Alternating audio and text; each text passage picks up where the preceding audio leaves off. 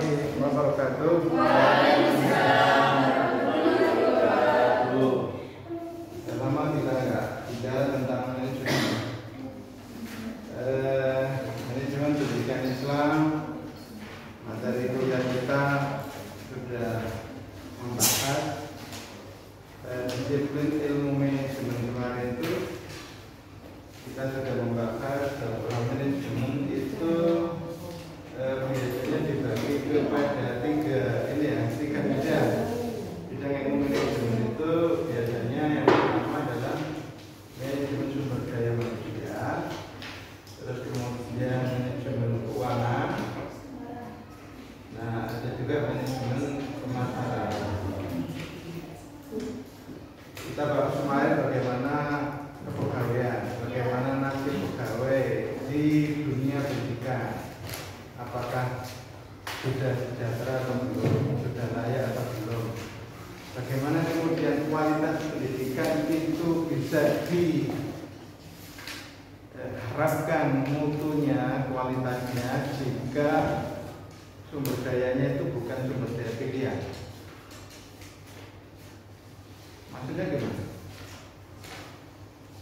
Apakah jadi guru, apakah profesi guru itu profesi yang menjanjikan atau tidak? Tidak ya? Berarti masa depan suram.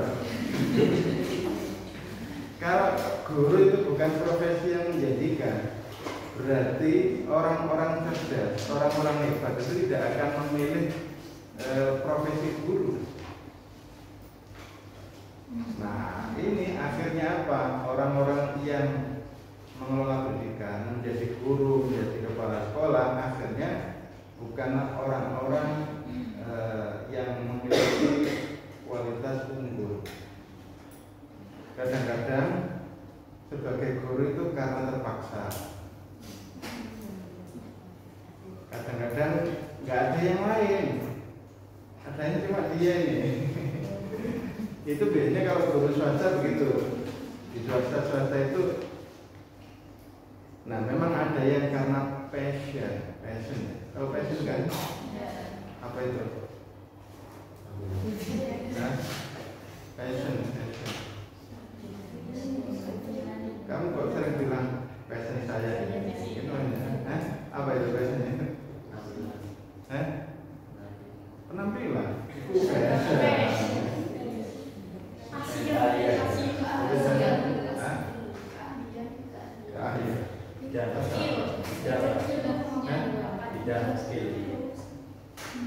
Lebih cenderung ke kesenangan, tapi ketika di dunia pendidikan itu biasanya disebut sebagai panggilan hati, panggilan jiwa. Kamu kok jadi guru sih? Gajinya berapa? Itu panggilan jiwa. Alasnya berikut. Saya kerja di tempat lain, memang betul gajinya tinggi, tapi kok saya merasa nggak nyaman. Itu bukan dunia saya gitu, kalau bilangnya begitu kan. Nah, itu bukan bidang saya, itu bukan dunia saya. Dunia saya dunia pendidikan. Kesenangan hati saya merasa puas, merasa bangga, merasa ada kebahagiaan ketika berhasil membuat anak-anak itu senang belajar. Anak-anak berhasil mencapai target-target pembelajaran, itu hati saya senang, hati saya gembira, ada kebahagiaan di sana. Nah, di sini berarti kenikmatan itu levelnya berarti di bawah kebahagiaan. Tapi kadang-kadang kebahagiaan itu diperoleh dari kenikmatan.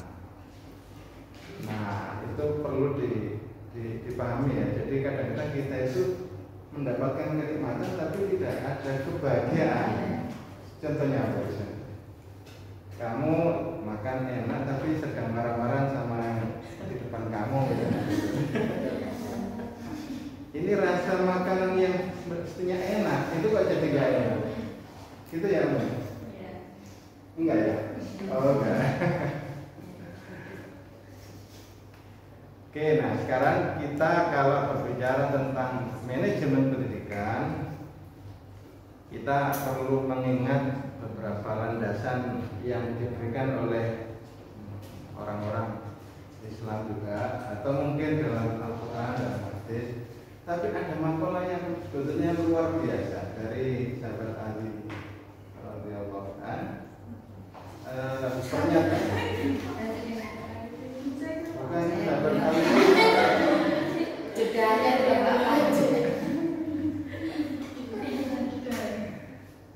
Jadi kata-katanya gimana? Makalahnya gimana? Ada ini nggak? Terkait dengan pengaturan, pengelolaan, manajemen. Nah ini silakan nanti dihafalkan.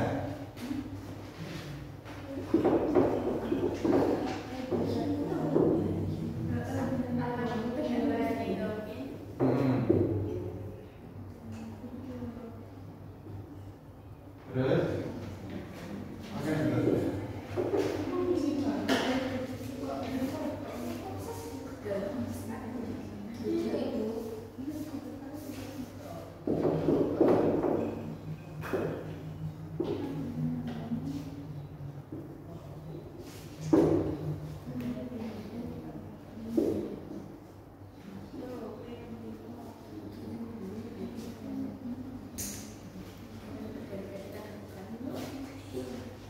Pakai apa tuh ya?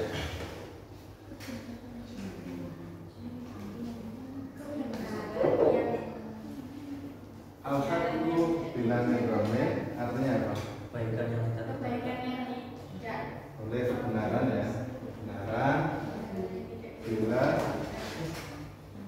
bilanirome artinya yang tidak direncanakan, yang tidak di planning, yang tidak di manage, yang berliku akan dikalahkan oleh keburukan atau kebatilan yang dimanage secara baik.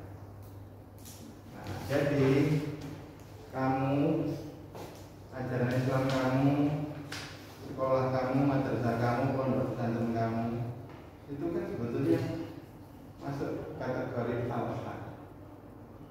Tapi kok kalah habis. Palestina, kenapa kok kemudian kalah sama Israel?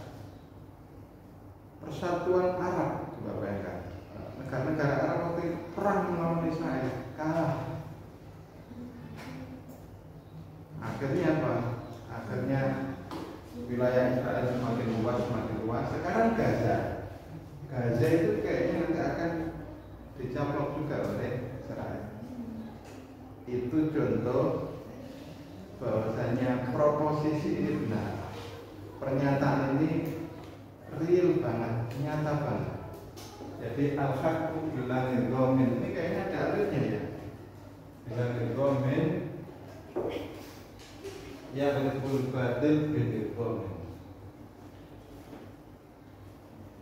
Nah, karena itu kemudian kita harus belajar manajemen untuk mengatur, mengelola lembaga pendidikan Islam kita, termasuk mengelola produk-produk yang kita buat, yang kita ingin pasarkan gitu.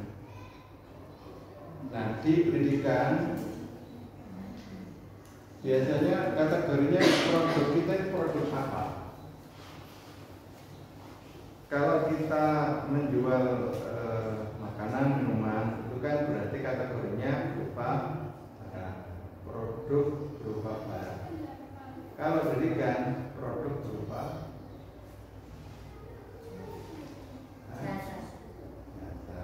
pinter dong. Jadi dikenal dalam dunia manajemen pemasaran itu produk itu bisa berupa barang, bisa berupa jasa. Nah, untuk pendidikan yang dijual itu bukan barang. Apakah sekolah menjual barang tertentu untuk anak didiknya? Kan tidak. Tapi menjual jasa, menjual layanan, menjual servis. Tapi ada yang juga menjual servis sekaligus menjual barang. Apa barangnya, Pak? Itu ahas. Kalau kamu mau servis sepeda motor,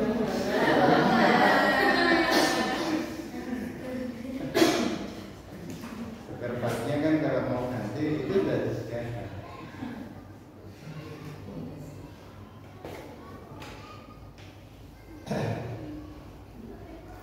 Nah, kira-kira prinsip-prinsip pemasaran itu apakah juga kita butuhkan untuk untuk memasarkan jasa pendidikan yang kita miliki?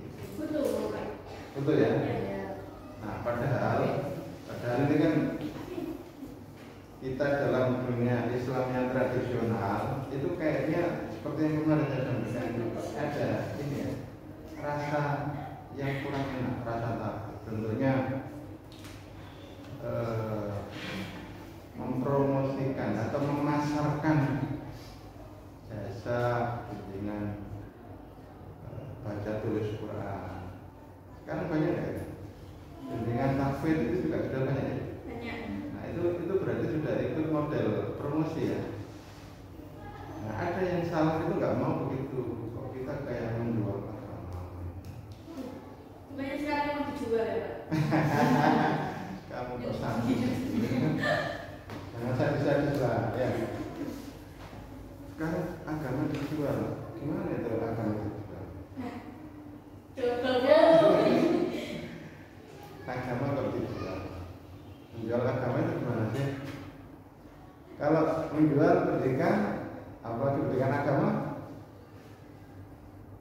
dalam konteks ini mungkin perlu dipahami, dikaji lebih jauh. Kadang-kadang kita itu memasarkan itu tidak selalu identik dengan menjual murah. Kadang-kadang kita memasarkan ya, itu tujuannya menginformasikan. Karena ada yang mungkin belum tahu. Nah, sehingga kemudian kita anggap itu juga bagian dari dakwah, memberitahu orang tentang hal yang baik. Nah, begitu. Daripada nanti orang itu misalnya kebujuk dengan orang yang tidak baik. Nah, sebetulnya itu juga dalam konteks ini, yaitu berarti sesuatu yang punya nilai landasan Islamnya juga, ada landasan agama. Cuma kadang-kadang pemasaran kita ikut-ikutan pemasaran orang lain.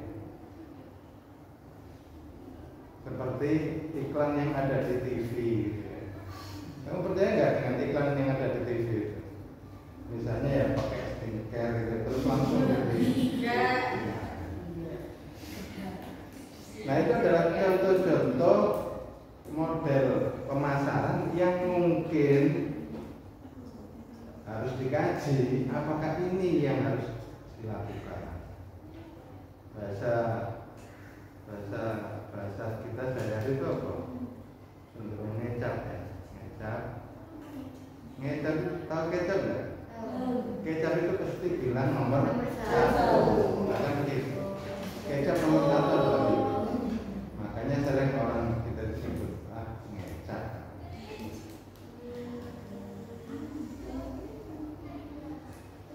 Nah, pemasaran pendidikan apakah juga dilakukan seperti itu? Nah, ini nanti perlu kita kaji bersama. Oke, nah dalam bidang pemasaran pendidikan Islam ini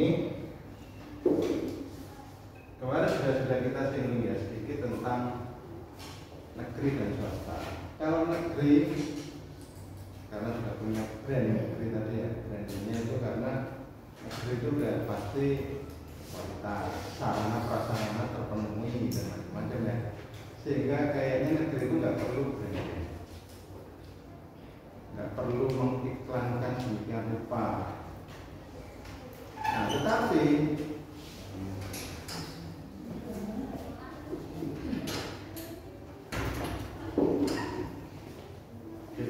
bicara ada branding. Dalam pemasaran itu misalnya kita mengenal ada promotion, ada selling. Kalau selling itu kayak gimana? Ya, maksudnya seperti apa prakteknya?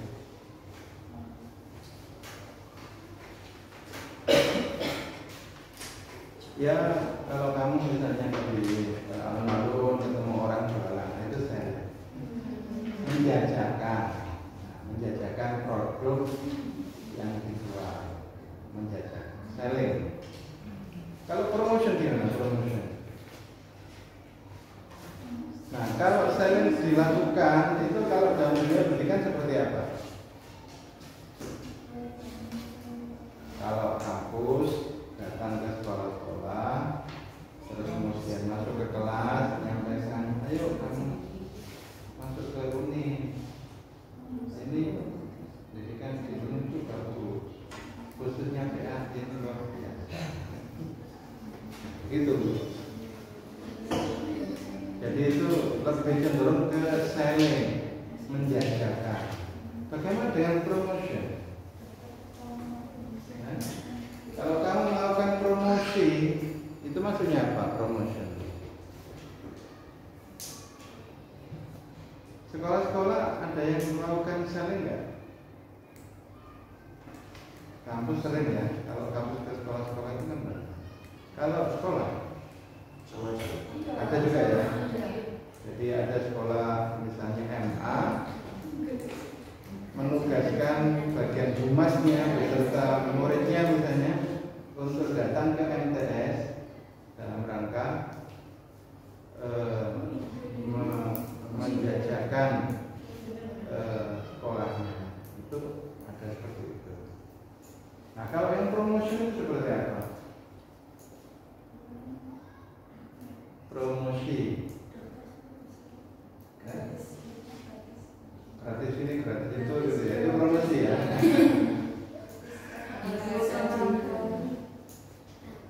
Jadi promosi itu ya mempromot itu apa? Mengangkat nilai, meningkatkan nilai tambah. Mestinya begitu. Jadi kalau kita mempromosikan lembaga kita berarti ada nilai tambah. Bisa dengan iklan juga sih, bisa dengan iklan, bisa dengan kegiatan. Kegiatan kok bisa dianggap promosi? Nah, contohnya begini. Kalau kamu kepala sekolah dan ingin sekolah itu diminati, kepala sekolah MA perlu diminati oleh siswa-siswi lulusan MTS dan SMP.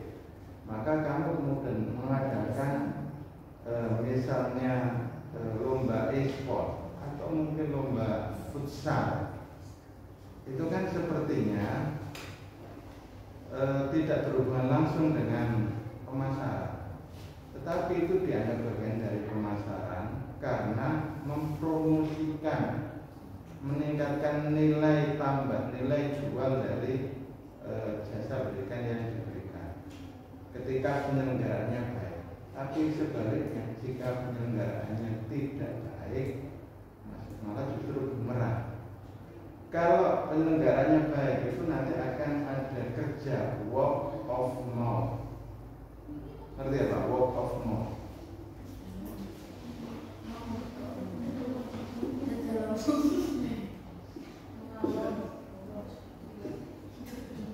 Mulut bekerja, mana bekerja? Ketok tulang, pakai tadi ya, ketok tulang. Kata ketok tulang, ketok tulang itu artinya apa? Dari satu orang ke orang lain membicarakan, menyampaikan mulut ke mulut, dari mulut ke mulut. Nah itu word of mouth. Nah word of mouth itu benar netral, bisa positif, bisa negatif. Kalau yang dilihat, misalnya ketika penyelenggaraan lomba futsal tadi ya, diselenggarakan di sekolah MA yang kamu adalah kepala sekolah. Terus kamu sudah setting bahwasanya sekolah, lingkungan sekolahnya itu indah, asri, lab, mewah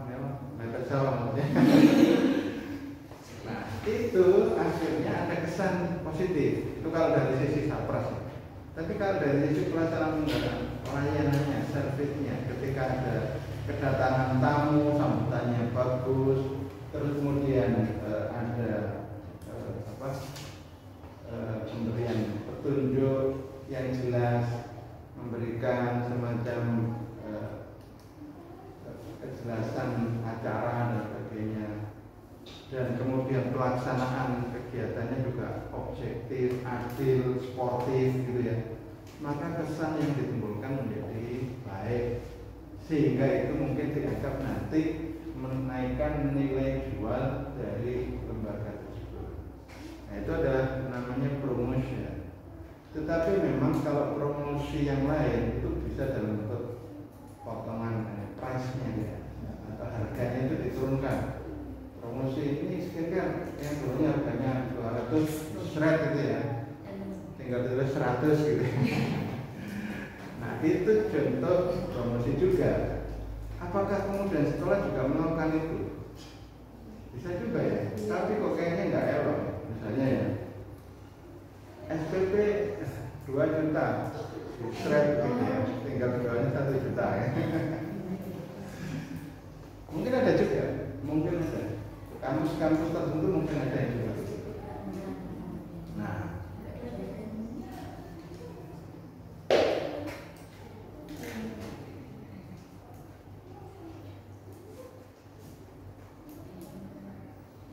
sekarang untuk mengamati secara real di lapangan, nanti kalian datang ke satu sekolah yang swasta aja. Kira-kira bagaimana menjamin sustainability dari lembaga pendidikan. Jadi di akreditasi itu ini kaitannya dengan sustainability ya. Sustainability. Apa itu sustainability? Keberlanjutan, sustain. Kira-kira sekolah ini akan tetap bertahan, maju, atau justru sebaliknya mundur dan hilang dari peredaran. Ada nggak lembaga pendidikan yang kemudian hilang dari peredaran? Ada. Dan kemungkinan nanti akan terjadi seperti teorinya evolusi, the survival of the fittest, siapa yang kuat yang menang. Jadi hukum rimba itu berjalan. Nanti ini akan saling mencaplok. Tidak hanya kehidupan hewan ya, kehidupan manusia itu kadang-kadang seperti itu, saling mengalahkan, saling memangsa. Jadi kalau ditanya, makan apa? Makan kamu, makan orang. Maksudnya, jadi kadang-kadang dalam kehidupan manusia itu ada upaya saling menjegal, saling mengalahkan, saling membunuh dan sebagainya. Termasuk di dunia pendidikan. Kadang-kadang kemudian lembaga pendidikan yang satu bisa maju, akhirnya menyedot perhatian masyarakat, membuat sekolah yang satu itu meredup dan akhirnya mati, tidak ada lagi. Nah, ini kemudian yang kadang-kadang kita tidak memahaminya, bagaimana kemudian sebuah lembaga pendidikan itu bisa sustain, bisa hidup berkelanjutan, bahkan bisa meningkat terus begitu ya. Nah, di akreditasi, termasuk akreditasi perguruan tinggi, APT, akreditasi program studi yang nanti kita akan yang akan kita laksanakan pada bulan November sudah habis ya. Kamu lulus kapan? 2 tahun lagi. Kamu kan masih ini unyu-unyu ini. Masih sangat muda itu, jauh susu keluar gitu ya.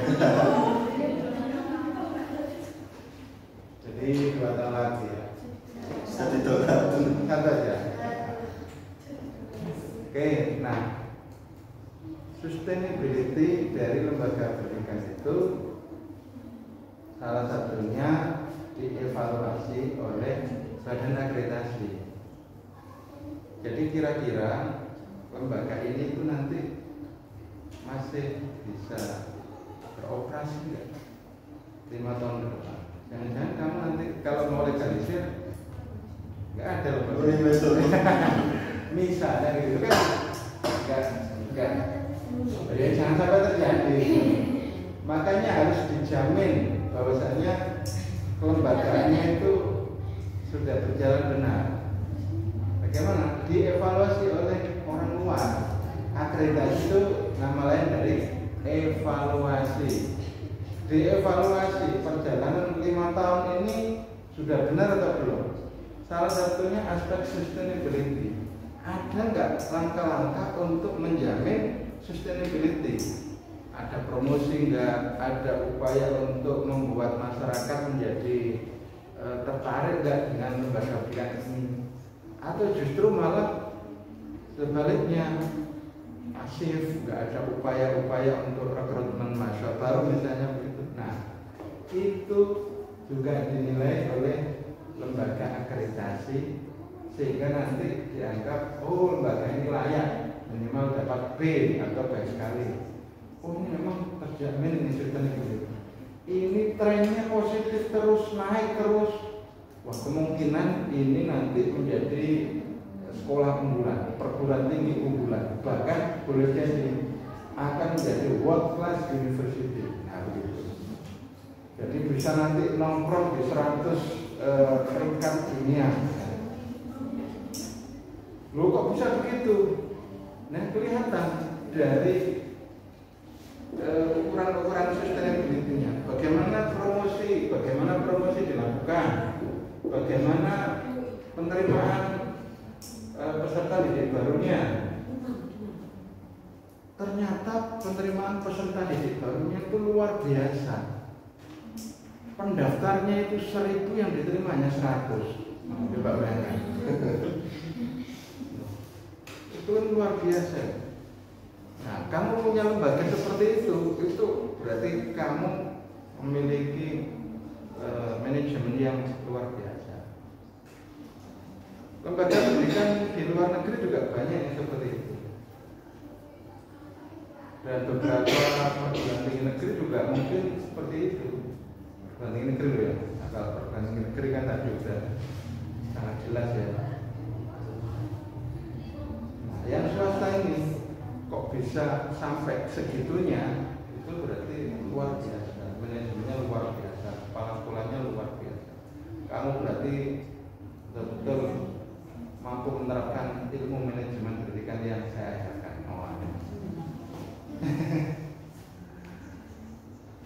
Kemudian contoh lain, penerimaan peserta didik barunya itu di sini kelihatan rasio ya, rasio antara pendaftar dan yang diterima. Kalau ternyata yang daftar sama yang diterima itu sama, kira-kira gimana? Berarti ya peminatnya nggak besar. Apalagi jumlah pendaftarnya 10, yang diterima 10. Ini memprihatinkan. Semester 2 sekarang berapa? 12 ya?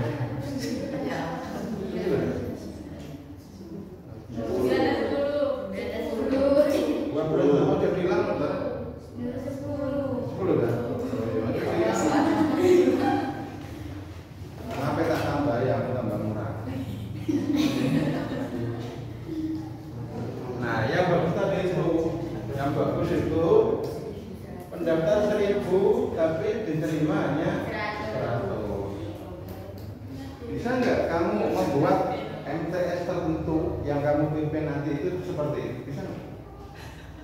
MA yang kamu pimpin nanti bisa seperti itu? Nah, sekarang tantangannya ini MTS swasta. Saya serahkan ke kamu sebagai kepala sekolah. Upaya kamu supaya bisa seperti yang ideal tadi ini seperti apa? Kamu gimana?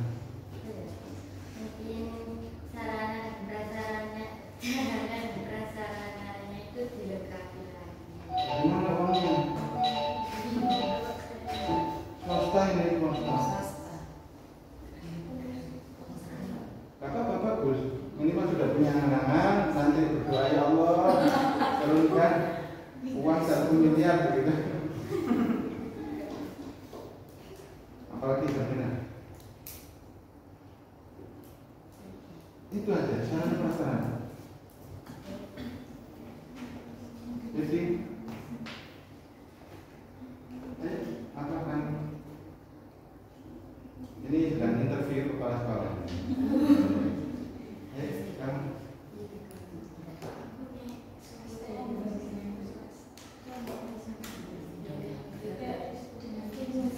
promosinya gimana?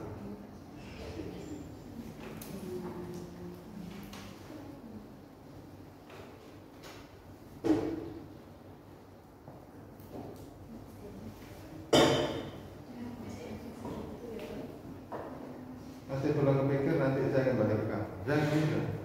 Saya mungkin kalau SDM-nya masih kurang ya, mungkin kita bisa menambahkan ekstra. Kita dari dulu potensi murid-murid kita ikutkan lomba. Nah, saya sih maunya itu kita bisa dapat apa itu namanya?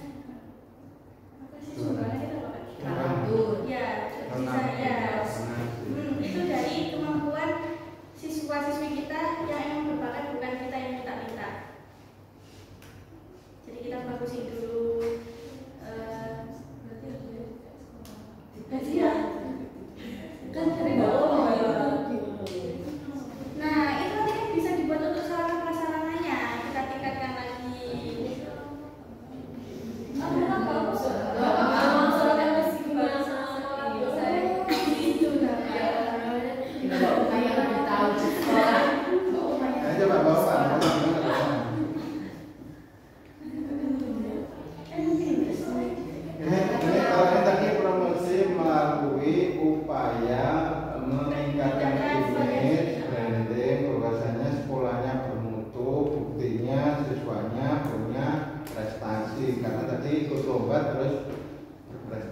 Tapi seringkali sekolah swasta itu ikut lomba nggak pernah juara. Ya makanya jangan gitu. Kalau dewe lah. Aku akan menang sendiri ya, emang ya Pak ya. Emang imajinasi saya. Tapi memang kadang-kadang gini, ada bakat terpendam yang dimiliki terus-terusan di diri kita. Termasuk suara. Suara itu kan nggak bisa dilatih, memang anugerah. Anugerah Allah itu tidak semua. Kamu kalau merasa suaranya bagus ya silakan perform di sini nggak apa-apa. Biasanya kadang itu ya tinggi rendah suara kita itu kadang-kadang terbatas. Ada orang itu yang punya suara yang sangat tinggi. Kita nggak bisa menjadi tingkat itu. Nah itu kalau kemudian ada murid kita yang punya kemampuan itu, mungkin dia nggak perlu dipoles menyerupa, dia tinggal dilatih sedikit-sedikit. Karena punya bakat alami, otomatis itu blessing tersendiri, sehingga kemudian akhirnya ketika dilombakan, ya, misalnya lomba MTQ, lomba nasi, dan itu kemudian digembor-gemborkan dengan cara apa? Contohnya apa? Ya kalau dulu itu pakai semacam apa ini ditaruh di jalan-jalan banner besar, kasih foto, kasih tulisan juara 1 MTQ tingkat nasional. Nah itu bentuk promosi. Cuma tidak banyak sekolah swasta yang pinggiran yang memiliki kemampuan untuk mendapatkan juara. Itu tidak banyak. Ya kalau kebanyakan itu karena blessing. Tapi kalau sekolah swastanya itu sekolah swasta unggulan dengan biaya tinggi, biasanya bisa menghadirkan pelatih nasional, minimal pelatih level regional, rutin pelatihannya sehingga kemudian kemampuan anak didiknya itu bisa mencapai level tinggi. Nah itu yang kadang-kadang tidak dimiliki oleh sekolah swasta peserta yang pinggiran atau yang menengah ke bawah, yang nggak bayar, yang gratis sekolahnya itu ya. Tapi kalau yang sekolahnya bayar, 1 bulannya 2 juta, makanya itu mahal itu ya. Mungkin ada kemampuan untuk mensupport murid-muridnya punya kualitas tinggi dan ketika dilombakan itu bisa berhasil. Dan kadang-kadang ada strategi, kira-kira lomba mana yang kita unggul, yang lain lemah. Ya, kira-kira jenis lomba yang mana? Karena boleh jadi ada 10 macam lomba. Di antara 10 macam lomba itu, mana yang persaingannya ketat, mana yang persaingannya tidak ketat. Sehingga kemudian kita bisa pilih persaingannya tidak ketat yang memungkinkan dapat juara. Ya ini bentuk promosi, tapi memang promosi itu tidak serta-merta gitu ya, membuat lembaga kita itu diserbu orang gitu ya, tidak serta-merta. Tetapi memang itu akan meningkatkan nilai tambah dari lembaga kita. Itu Pak Thomas, gimana? Ini MTS kami ini misalnya mau ditingkatkan lagi.